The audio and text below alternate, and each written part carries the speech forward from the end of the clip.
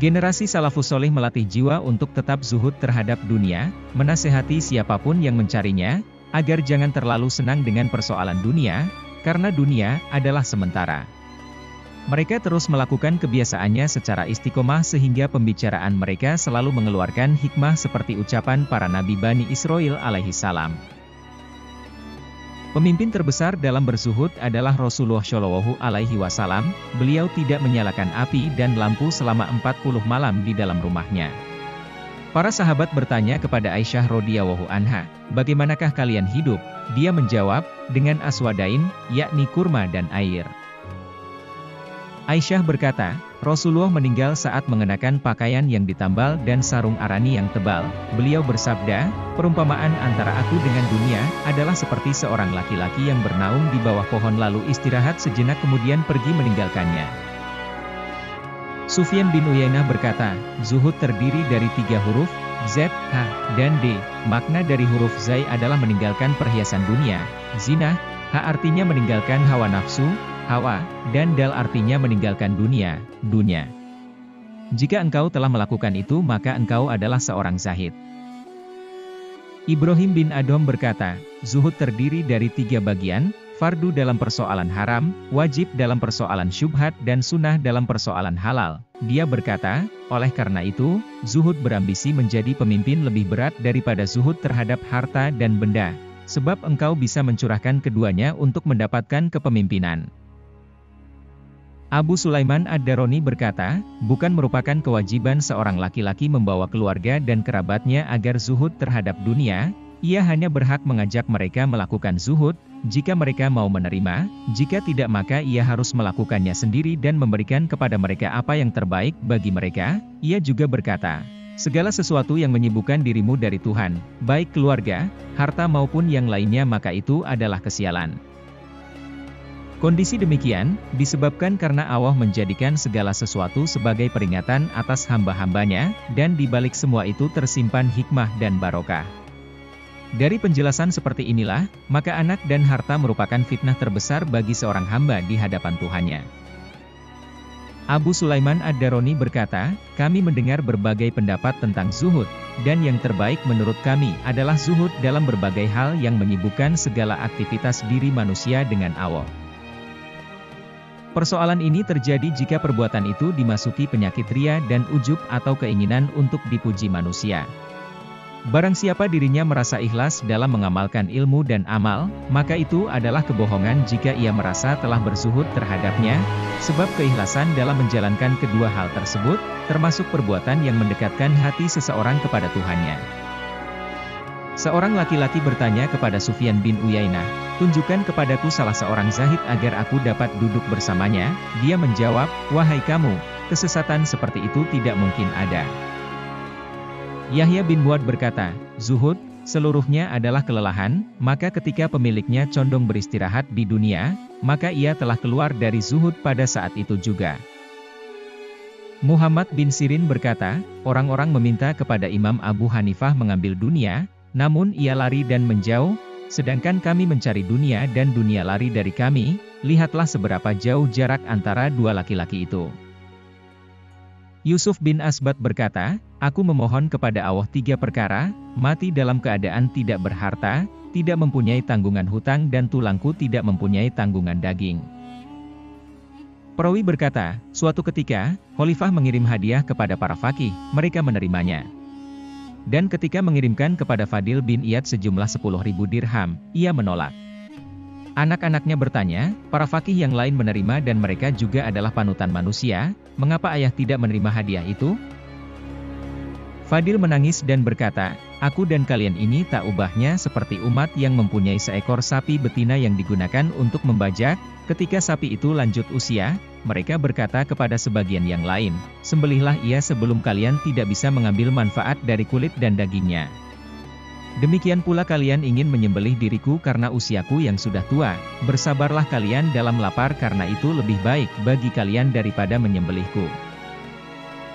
Mereka bertanya, kita tidak mempunyai sesuatu pun untuk dimakan, lalu beliau mengambil pisau dan memotong permadani udang di bawahnya dan berkata, belilah sesuatu dengan benda seharga permadani usang ini untuk kalian makan. Nabi Isa alaihissalam adalah salah seorang pemimpin zuhud. Setiap hari ia mengenakan pakaian lusuh dan makan dari dedaunan. Ia tidak mempunyai anak atau rumah. Ia tidak suka menyimpan makanan untuk esok, dimanapun ia menemukan waktu sore disitulah ia tidur. Suatu ketika, ia ditanya, "Wahai Rasulullah, mengapa engkau tidak mengambil seekor keledai untuk engkau jadikan kendaraan?" Dia menjawab, "Aku lebih mulia di sisi Allah daripada harus menyibukkan diri melayani seekor keledai." Nabi Isa alaihissalam berkata kepada Hawariyin, "Dengan hak, aku katakan kepada kalian, memakan dedak gandum bercampur abu, tidur beralaskan sampah bersama seekor anjing dan berpakaian robek lagi kasar, adalah terlalu baik bagi seseorang yang mati." Perawi berkata, "Iya, Isa alaihissalam juga tidak menggunakan kasur, bantal maupun mangkuk." Suatu ketika ia meletakkan susu di bawah kepalanya, lalu datang Jibril alaihissalam dan berkata, "Hai Isa, engkau telah condong kepada dunia setelah engkau zuhud terhadapnya, dan engkau membuat di bawah kepalamu bantal dari air susu." Perawi berkata, sejak saat itu, ia tidur dengan duduk hingga ia alaihissalam diangkat Tuhan. Isa berkata kepada kaumnya, "Bani Israel, kalian harus menggunakan air jernih, kol yang diraut dan pohon kurma, jangan kalian dekati roti dan gandum, sebab kalian tidak akan mampu melakukan syukur atas nikmatnya." Pada saat Ali radhiyallahu anhu menjadi khalifah, ia membeli sepotong baju seharga 3 dirham, ia memotong kedua lengannya tepat pada pergelangan tangan dan mengenakannya. Ia berkata, "Segala puji bagi Allah, ini adalah di antara pakaian mewahnya." Fadil bin Iyad berkata, "Seandainya dunia dan segala isinya ada di bawah tanganku, aku tidak akan merasa bahagia karenanya. Dan kalaupun ada seseorang yang mengambil semuanya dari tanganku, aku tidak akan mengikutinya dan merasa bersedih kehilangannya." Ia makan dari air sungai di kota Makkah, ia memiliki seekor unta dan bertugas mengambil air dan menjualnya. Dia dan keluarganya makan sesuatu yang dihasilkan seekor unta. Abdul Wahid bin Zaid berkata, "Barang siapa menjaga perutnya, maka ia telah menjaga agamanya. Sesungguhnya musibah yang menimpa ayah kalian Adam alaihissalam, hingga ia terusir dari surga adalah tidak menjaga perut dari memakan buah terlarang, Quldi. Dan itu merupakan musibah bagi kalian hingga hari kiamat." Yang dimaksud dengan musibah di sini adalah ujian, yakni ujian dari Yang Maha Benar kepada Bani Adam, apakah mereka bersabar dan meninggalkan syahwat atau sebaliknya terjatuh ke dalam lumpur hitamnya. Adapun ujian kepada Adam alaihissalam adalah sekedar gambaran yang dijatuhkan oleh Yang Maha Benar atas kehendaknya untuk mengetahui apa yang akan terjadi pada anak-anaknya jika mendapatkan dirinya terjebak dalam persoalan tersebut dan mengajarkan cara taubat kepada Tuhan jika ia terjatuh dalam dosa. Memang perkataan itu ditujukan kepada Adam, tetapi hukum dari perkataan tersebut ditujukan kepada anak cucunya. Wahab bin Manbah berkata, "Orang mengatakan, semoga engkau mendapatkan kebaikan yang belum pernah engkau dapatkan, seharusnya ia mengatakan, semoga engkau mendapatkan keburukan yang belum pernah engkau dapatkan." Ia melanjutkan, "Barang siapa menempatkan dirinya untuk mendapatkan tuduhan, maka jangan menghina dan tersinggung jika ada seseorang berburuk sangka kepadanya." Ia pun berkata, "Jauhkanlah dirimu dari perbuatan jelek dan suka mencari alasan." Hasan al-Basri berkata, "Aku tidak pernah melihat keyakinan yang menyerupai kebohongan melebihi keyakinan manusia terhadap kematian karena kelalaian mereka kepadanya." Al-Ahnaf bin Qais berkata, "Kemudaan tidak akan kembali dengan pewarnaan, sebagaimana sehat tidak akan kembali dengan obat." Muawiyah berkata, "Engkau adalah zaman, jika engkau baik maka ia baik dan jika engkau rusak maka ia rusak." Muawiyah bertanya kepada seorang penduduk Sabah, "Apa yang membuat umatmu begitu bodoh sehingga mengangkat seorang perempuan menjadi raja?" Orang itu menjawab, "Umatmu lebih bodoh, sebab ketika Allah mengutus Muhammad, mereka berkata, mereka, orang-orang musyrik, mengatakan, 'Ya Allah, jika betul, Al-Quran ini, dialah yang benar dari sisimu, maka hujanilah kami dengan batu dari langit. Atau datangkanlah kepada kami azab yang pedih.'" Quran Surat Al-Anfal ayat 32. Mengapa mereka tidak mengatakan, "Ya Allah, jika ini adalah kebenaran dari sisimu, maka berilah kami petunjuk dengannya"? Muawiyah terdiam mendengar jawaban penduduk Sabah. Dalam hadis disebutkan, seandainya dalam pandangan Allah, isi dunia ini sama beratnya dengan sayap seekor nyamuk, maka orang-orang kafir tidak akan mendapatkan air seteguk pun. Dalam hadis lain disebutkan, dunia ini adalah rumah bagi orang yang tidak memiliki rumah, harta bagi yang tidak berharta dan bagi orang yang tidak memiliki akal untuk mengumpulkannya. Orang yang terbiasa bergaul dengannya adalah orang yang tidak memiliki ilmu, iri dan tidak memiliki keyakinan. Fadil bin Iyad berkata, Allah menciptakan semua keburukan dalam sebuah rumah. Ia menciptakan kuncinya berupa cinta kepadanya. Ia menciptakan semua kebaikan dalam sebuah rumah dan menciptakan kuncinya berupa zuhud terhadapnya. Malik bin Dinar berkata, cinta terhadap dunia akan mengeluarkan kemanisan iman dari dalam hati. Wahab bin Manbah berkata, barang siapa memiliki dunia, ia akan dibuat lelah dan barang siapa mencintainya, ia akan menjadi budaknya. Sedikitnya rasa cukup tetapi banyaknya mendatangkan ketidakcukupan. Abu Sulaiman Ad-Daroni berkata, para pencari dunia tidak pernah memiliki tujuan dan tidak akan berhenti mencarinya, sebagaimana pencari akhirat tidak memiliki tujuan dan terus menggapainya.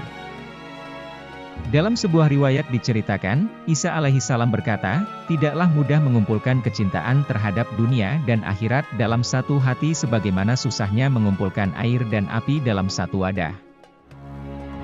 Abu Hazim berkata, barang siapa mengambil sesuatu yang halal dari dunia dan menafkahkannya untuk mencapai keridhaan Allah, maka ia telah mendapatkan keridhaannya. Yahya bin Muad berkata, dunia adalah toko-toko setan, janganlah kamu mencuri sesuatu dari tokonya, ia akan datang jika engkau cari dan akan membuatmu lupa diri. Dalam sebuah kisah diriwayatkan, ketika Nabi Nuh alaihissalam meninggal, Jibril berkata kepadanya, wahai Nabi yang paling panjang umurnya, bagaimana engkau memandang dunia? Dia menjawab, ia tak ubahnya sebuah rumah yang memiliki dua pintu. Aku memasukinya melalui sebuah pintu dan keluar melalui pintu yang lain. Yahya bin Muad berkata, dunia ibarat pengantin perempuan, orang-orang yang mencintainya, rela menjadi tukang sisir rambutnya. Sedangkan orang-orang yang zuhud mengacak-acak rambutnya, menghitamkan wajahnya, memotong-motong gaunnya dan menghancurkan perhiasannya. Hasan al-Basri berkata, di antara tanda-tanda kecintaan seorang hamba kepada Tuhan adalah membenci sesuatu yang dibenci Allah. Barang siapa mengaku mencintai Allah sedangkan ia mencintai dunia, maka ia telah berbohong, sebab Allah adalah zat yang membenci dunia. Ibrahim bin Adom berkata, ya Allah, zat yang menghalangi langit jatuh ke atas hamparan bumi, halangilah juga Ibrahim dari keindahan dunia. Wahab bin Manbah berkata, kami pernah bergaul dengan salah satu keturunan ahli surga dari Bani Adam, namun iblis memikat hati kami dan kami dikeluarkan dari surga ke dunia fananan rusak. Oleh karena itu, tidaklah layak bagi orang yang berakal bergembira dan merasa tenang, kecuali setelah mereka kembali ke dalam rumah abadi, surga. Beberapa kelompok manusia mendatangi Robiah al-Adawiyah, mereka banyak berbicara tentang dunia di hadapannya, maka Robiah pun berkata, berhentilah kalian menyebut-nyebutnya, kalau bukan karena ia bersemayam di hati kalian, tidak mungkin kalian banyak menyebut-nyebutnya. Malik bin Dinar berkata, jika tubuh menyisakan tulang belulang, maka tidak akan berguna baginya makanan ataupun minuman, demikian pula dengan hati, jika di dalamnya telah terpenuhi kecintaan terhadap dunia, semua nasihat tidak akan memberikan pengaruh baginya. Hasan al-Basri berkata, orang yang menyanyimu dalam agama ia adalah teman, maka bersainglah dengannya. Sebaliknya orang yang menyanyimu dalam dunia, ia adalah lawan, maka lemparkanlah dunia ke dadanya. Ka'ab al-Ahbar berkata, pada suatu hari, Nabi Isa alaihissalam melewati seorang laki-laki yang sedang tidur. Ia berkata kepadanya, mengapa engkau tidak bangun dan beribadah kepada Tuhan, wahai orang yang sedang terlelap? Dia menjawab, aku telah beribadah kepadanya dengan sebaik-baik ibadah. Isa bertanya, apakah itu? Dia menjawab, aku meninggalkan dunia. Isa berkata, engkau benar dan engkau telah melampaui para ahli ibadah. Wahab bin Manbah berkata, dunia adalah bangkai, barang siapa mengambil sesuatu darinya maka bersabarlah, karena ia akan bercampur dengan kawanan anjing. Muslim al-Nuhat berkata, demi Allah, sekantong kotoran hewan yang dibakar di bawah perapian lebih aku cintai daripada sekantung emas. Ketahuilah wahai saudaraku, kerjakanlah nasihat yang tekah diajarkan para salafus soleh. Jika engkau mencari keselamatan, dalam sebuah hadis telah diterangkan, sesungguhnya di hadapanmu ada hukuman, orang yang tidak bersyukur, maka ia tidak akan selamat darinya, kecuali orang-orang yang ringan. Seseorang bertanya, "Wahai Rasulullah, apakah saya termasuk orang yang berat atau orang yang ringan?" Rasulullah menjawab, "Apakah engkau mempunyai makanan untuk hari ini?" Dia menjawab, "Ya, dan saya pun memiliki makanan untuk esok, ya Rasulullah." Rasulullah berkata, "Jika engkau mempunyai makanan untuk lusa maka engkau termasuk orang yang berat.